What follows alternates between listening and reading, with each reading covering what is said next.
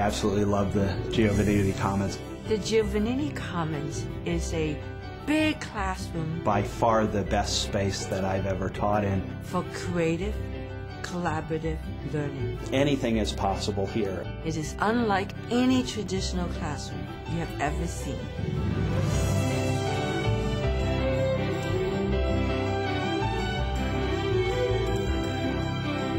We had a dirt basement. It was all dark with one light bulb.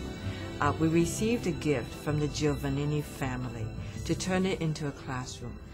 My colleagues then said, we don't like traditional classrooms. We did not have a model. So we went through probably a year of studying. And it turns out that this has never been done in academic environments. It's mostly done for corporate innovation labs. And even those are different. And we started grouping, we started structuring. Well, we need a place for quiet study. We need a place for brainstorming. We need a place for sort of the community to gather again. What this space is designed to do, in fact, is to allow for 4 different steps or 4 different phases in the problem-solving scheme. The first one you see is very quiet. The first phase is about study. When you have a problem, you need to study. You need to read. You need to think. Sometimes you need to collect information, which now a lot of it comes through the computer. Then the second part of this is brainstorming. We're now entering the space for second phase of problem solving. You notice the lights are warm, they're incandescent, there's no fluorescence. Everything in this room moves. You'll notice that the whiteboards, they can move, and you could use them to divide the room in different ways. Notice all of our chairs are also on wheels, tables are on wheels. Everything moves in that space, and it's to encourage a lot of creative thinking, a lot of divergence. You could set it up in any particular shape, round or serpentine. You will notice that the plants will also move, and if you look at our side doors, the doors will also move. They also pick up the theme of wheels about movement. And so this is the space that we encourage people to move and be fluid.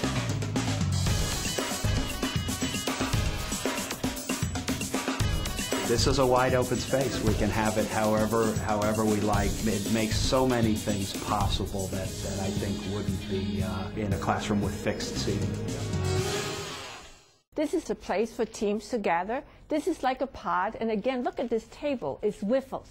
These chairs are designed like wheelbarrows. If I need to join another group, I put my things in it, and here I go. This space allows people to interact with each other. You will notice that the tables are designed for 2 people to share. Food has a wonderful effect on people and problem solving, so we even have a kitchen that allows for food preparation.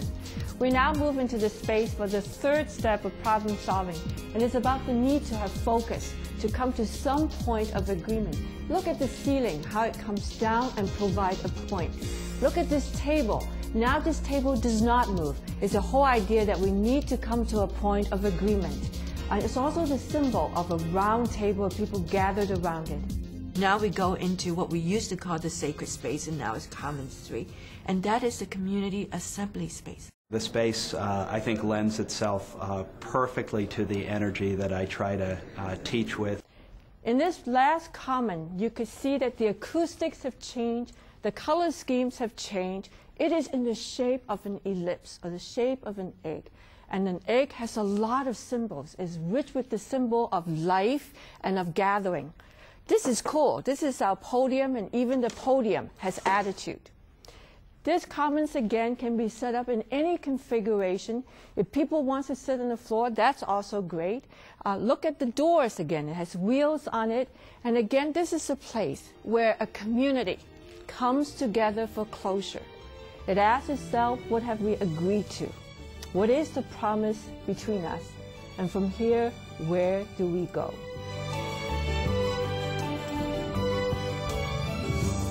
The Giovanini Commons is a work of love and a work of a tremendously trusting community. It's sort of our statement to our students, how much we want them to enjoy the learning process. It's a very exciting environment for the students. I can tell they interact so much more in the space. You know, I can see them looking back and forth, and that's something that just doesn't, again, happen in a traditional classroom setting.